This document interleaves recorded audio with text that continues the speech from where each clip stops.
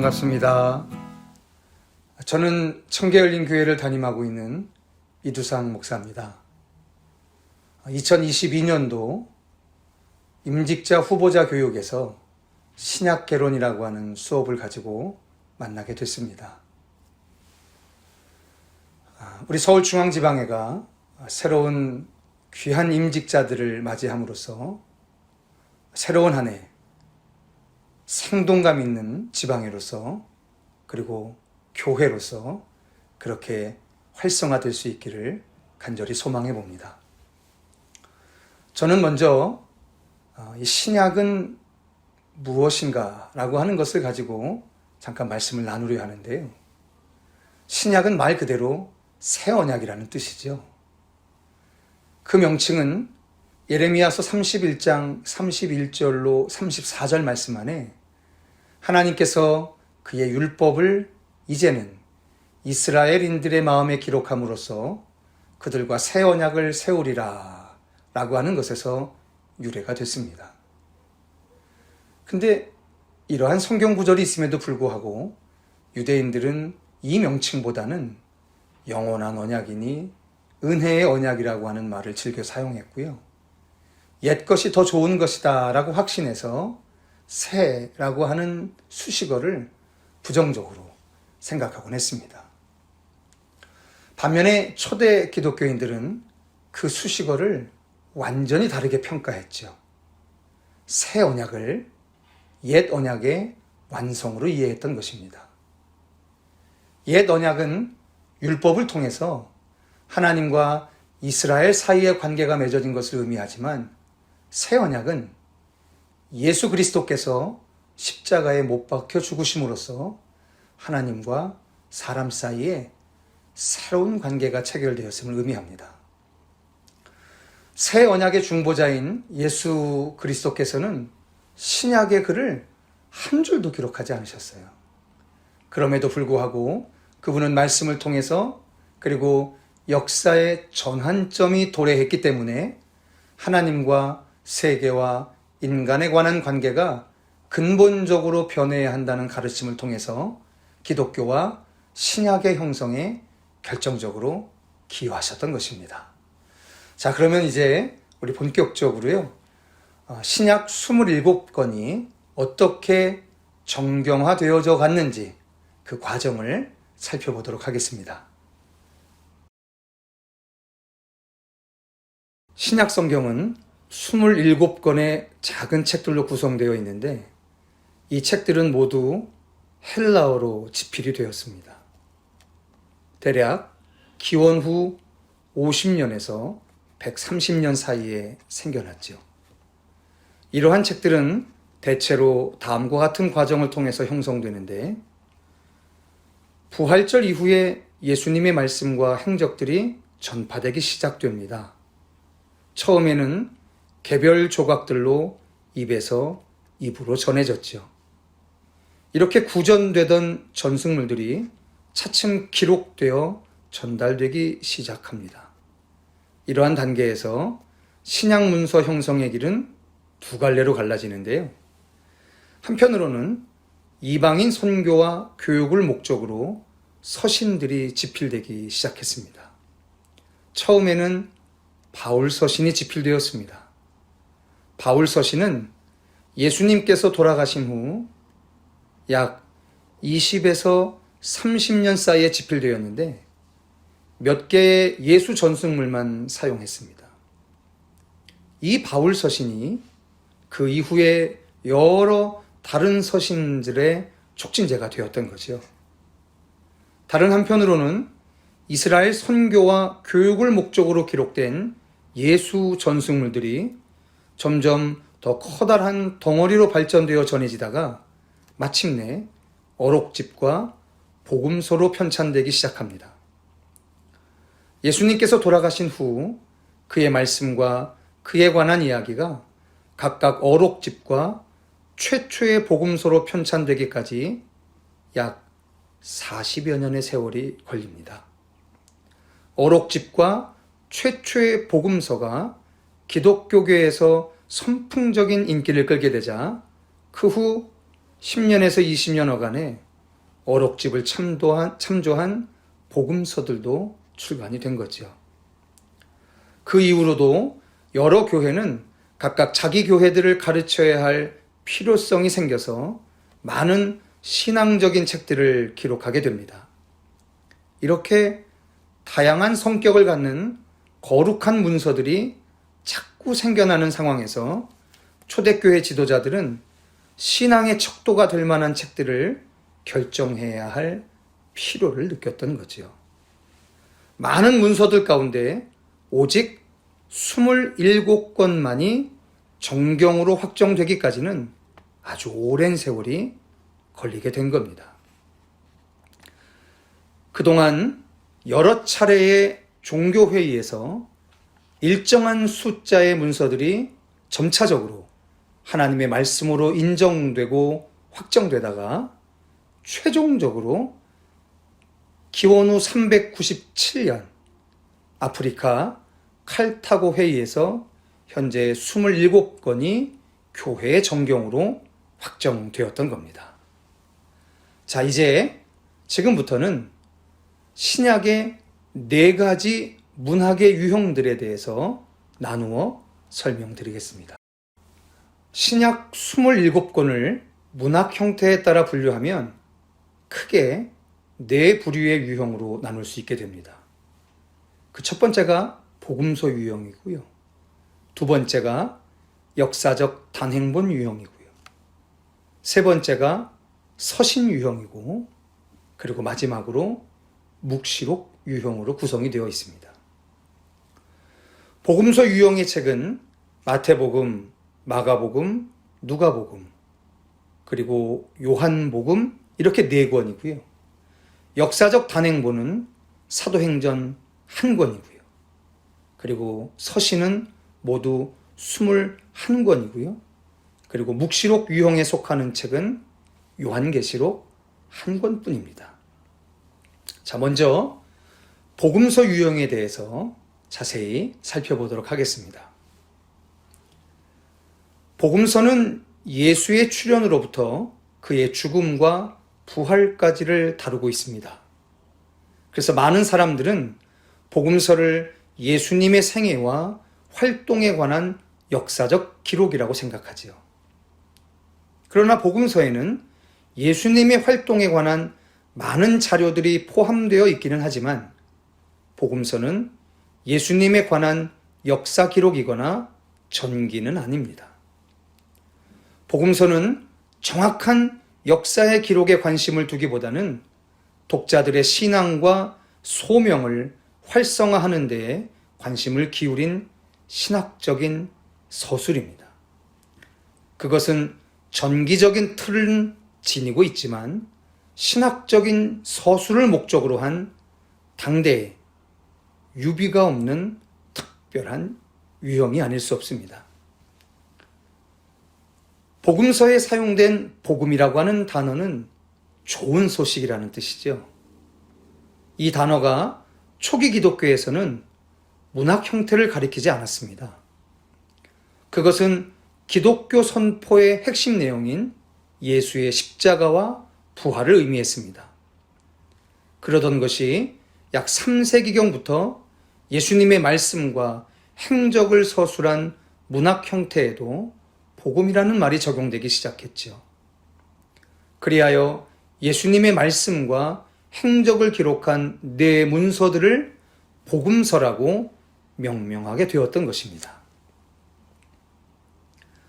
4 복음서 중에서 앞에 3개는 형식과 내용이 서로 비슷해서 같은 관점에서 보았다라고 하는 의미로 공관복음서라고 불립니다. 이 중에서 마가복음이 가장 먼저 기록되었고요. 이 마가복음을 참조해서 마태복음과 누가복음이 기록됩니다. 마가복음서의 전체 주제는 십자가의 길을 가신 하나님의 아들인 예수 그리스도의 구원 활동입니다. 마태복음서는 천국에 들어가는 조건으로서 하나님의 뜻을 행함으로 말미암는 의를 강조하고 있죠. 누가복음서는 성령 세례를 주실 예수님의 행적을 묘사합니다. 가장 늦게 기록된 요한복음서는 로고스, 즉 말씀의 선제와 성육신 사건을 다루는 서론으로 말미암아 새 공간복음서와 구별됩니다. 요한복음의 지필 동기는 20장 31절에서 천명이 되는데요. 그것은 사람들이 예수께서 하나님의 아들 그리스도이심을 믿고 영생을 얻게 하려는 것이다. 바로 그것입니다. 두 번째 신약의 문학 유형은 바로 역사적 단행본 유형입니다. 신약 성서에서는 유일하게 사도행전만이 역사적 단행본에 속합니다. 사도행전 1장 8절에서 예루살렘으로부터 로마에 이르기까지 세계 선교에 대한 계획이 소개되죠. 사도행전에서는 복음서에서처럼 개별적인 이야기와 함께 선교사인 베드로와 스데반과 바울의 설교들이 나옵니다. 그리고 누가복음서에서처럼 세계사에 대한 암시가 나타나죠. 예를 들자면 로마 총독들의 이름이 열거되는 건 말입니다. 특히 후반부의 중심을 이루는 사도 바울의 회심과 관련된 전기적인 암시들도 제시됩니다. 이러한 사도행전은 누가복음과 한 지를 구성하는 두 권의 책인데요. 누가복음이 예수님의 역사를 다루었다면 사도행전은 기독교 팽창의 역사를 다루고 있는 겁니다. 그런데 이 역사는 순수한 역사만은 아닙니다. 사도행전의 저자가 역사가로서보다는 문필가로서 그리고 신학자와 목회자로서 그 역사를 기술했기 때문에 신학과 지필 목적이 가미된 역사라고 볼 수 있는 거죠. 사도행전의 주요 신학은 구속사 신학이고 사도행전의 지필 목적은 성령의 부흥을 통한 선교와 신앙의 부흥입니다. 세 번째 신약 성경의 지필 유형입니다. 바로 서신서지요. 21권의 서신서는 바울서신, 제2바울서신, 일반서신, 요한서신으로 나누어집니다. 바울서신을 쓰여진 대강의 연대에 따라 소개하자면 데살로니가 전서, 고린도 전서, 고린도 후서, 갈라디아서, 로마서, 빌립보서, 빌레몬서입니다. 제2바울서신은 골로새서, 에베소서, 데살로니가 후서, 바로 이 세 권의 목회서신이지요. 목회서신은 디모데전서, 디모데후서, 디도서이고요. 일반서신은 야고보서, 베드로전서, 유다서, 베드로후서입니다. 히브리서는 일반서신과 성격을 달리하지만 편의상 일반서신으로 분류합니다. 요한서신은 요한 1서, 요한 2서, 요한 3서입니다. 서신은 발송인이 수취인들에게 무엇인가를 전달하거나 아니면 논증적인 사고를 통해 그들에게 교화와 영향을 주기 위해 쓴 편지죠. 서신의 서두에는 편지를 보내는 발송인의 이름과 수취인의 이름이 나옵니다. 그리고 문안 인사가 이어지고 하나님께 대한 감사와 수취인의 건강을 비는 기도가 나오게 됩니다. 그 다음에는 서신의 중심 내용이 포괄적으로 나오고요. 마지막으로 나오는 말에서는 긴 문안의 인사가 나오게 됩니다. 서신의 형식은 편지의 서두에 나타나는데 그리스 서신 형식과 동방, 즉 중동 지방의 서신 형식이 있습니다. 그리스 서신은 서두에 인사하다라는 단어를 사용하게 되고 단일절로 구성이 됩니다. 신약성서에서는 야고보서만이 이런 형식을 가지고 있습니다. 동방의 서신 형식은 서두가 2분절로 되어 있습니다. 문장이 인사로 인해 중단되지만 직접적인 호칭이 나옵니다. 야고보서 이외의 모든 서신들은 항상 이분절로 구성된 동방 서신 형식을 사용하지요. 서신의 기본적인 골격에 따르면 발송인은 그의 이름에 자신의 공적인 지위에 대한 암시를 규칙적으로 첨가합니다. 예를 들면 바울 서신에는 바울의 사도직에 대한 암시가 나오고요. 빌립보서만 예외인데 그것은 바울이 빌립보서에서 그의 사도적인 권위에 대해 전혀 도전을 받지 않았기 때문입니다. 서두 인사에 이어 감사 또는 하나님께 드리는 찬미 형식이 갈라디아서를 제외하고 바울 서신에 규칙적으로 나옵니다. 다만 갈라디아서에서는 예외적으로 이런 서론이 없지요. 왜냐하면 논증을 해야 할 갈라디아 교회의 상황을 고려해 볼 때 바울은 감사할 이유가 없다고 판단했기 때문입니다. 수치인들은 로마서와 빌립보서를 제외하고는 교회 공동체들입니다. 문안 인사는 유대인들의 평화 기원을 뜻하는 샬롬, 평화 혹은 평강이라는 뜻을 가지고 있는 이 샬롬을 사용합니다. 바울은 데살로니가 전서만을 제외하고는 대부분 규칙적으로 다음과 같이 기록해요. 우리 하나님 아버지와 예수 그리스도의 은혜와 평강이 여러분에게 있기를 바란다. 서신의 마지막 부분에는 일반적으로 마지막 인사에 선행되는 축복 기원이 포함이 됩니다. 이런 요소도 갈라디아서에서만 빠져 있죠. 서신을 끝맺는 전형적인 표현은 다음과 같습니다. 평화의 하나님께서 여러분 모두와 함께 계시길 빕니다. 또는 형제 여러분 기뻐하십시오. 그리고 맨 마지막에 경고나 기도를 위한 요청이 나올 수 있습니다. 이런 형식들은 개인 서신과 공적 서신에 다 같이 사용됩니다.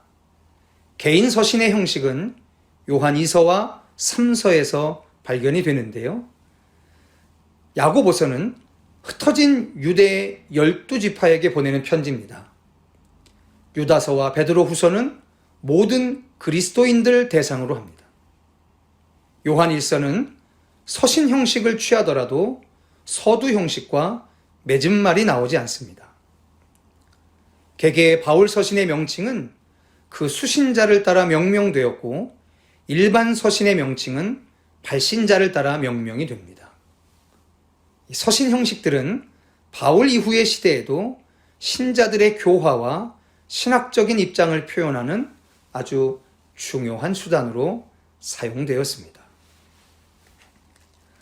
마지막 신약 성서의 유형은 바로 묵시록 유형입니다.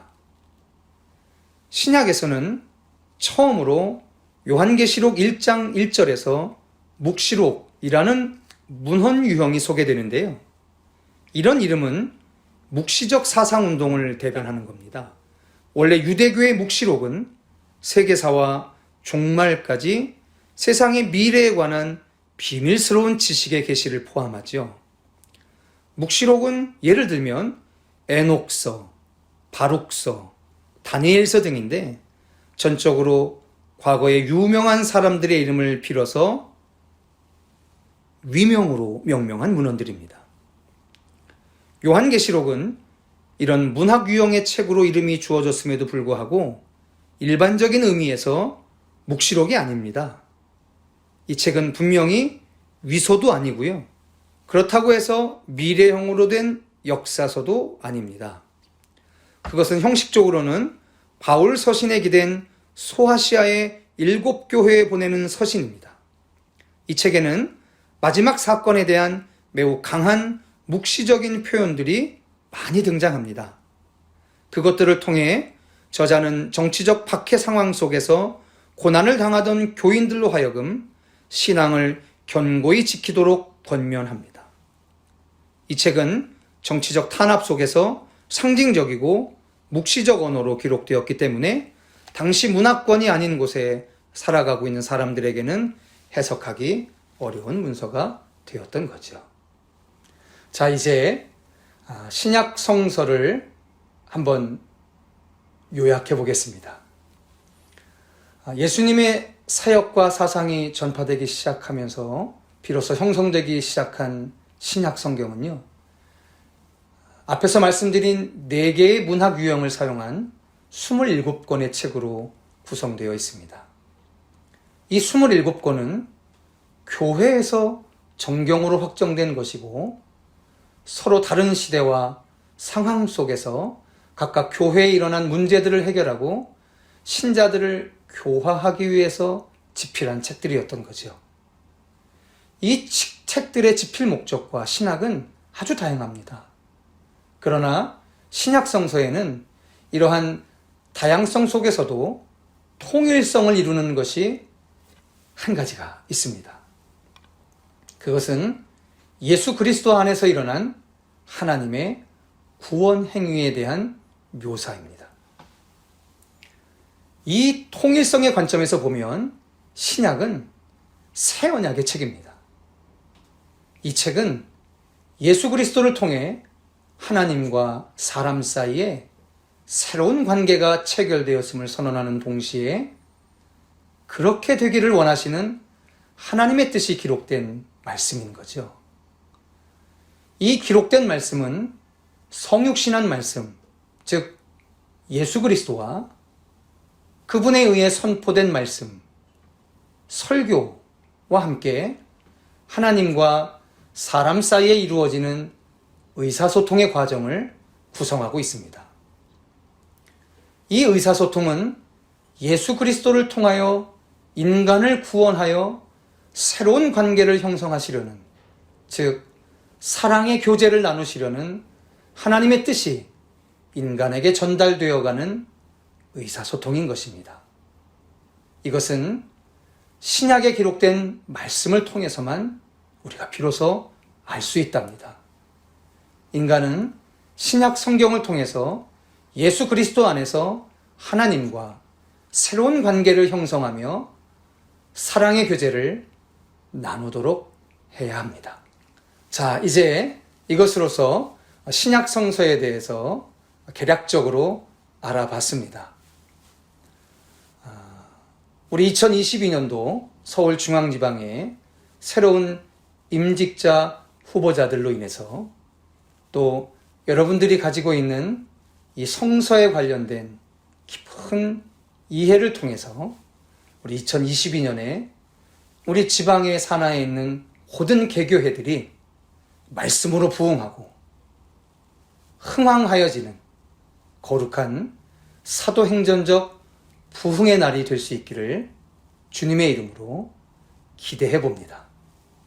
사랑하는 우리 임직자 후보자 여러분, 주 안에서 평안하시고요, 형통하시기를 기원드립니다.